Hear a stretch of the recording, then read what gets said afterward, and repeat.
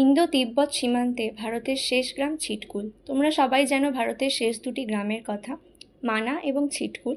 তো আমরা পৌঁছে গিয়েছিলাম সেই ছিটকুলে, যার উচ্চতা হলো 11,320 ফিট। ছোট্ট এবং সুন্দর বাস্পা নদীকে কেন্দ্র করে গড়ে উঠেছে ছিটকুল গ্রামটি।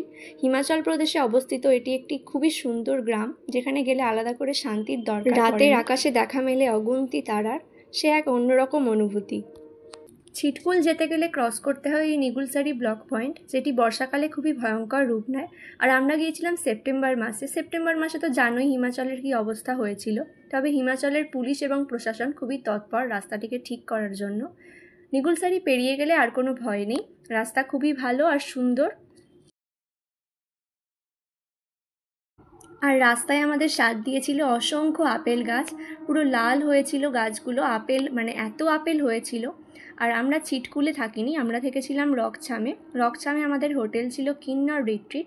আমি নাম্বারটা দিয়ে দেবো, তোমরা চাইলে ওনাদের সঙ্গে কন্ট্যাক্ট করে নিতে পারো। হোটেলের বারান্দা থেকে এই সুন্দর ভিউটা আমি সকালবেলা পেয়েছিলাম। প্রচণ্ড সুন্দর সবকটা রুমস, আর ওদের হসপিটালিটিও খুবই ভালো। তো চাইলে কন্ট্যাক্ট করে নিতে পারো ওনাদের সঙ্গে।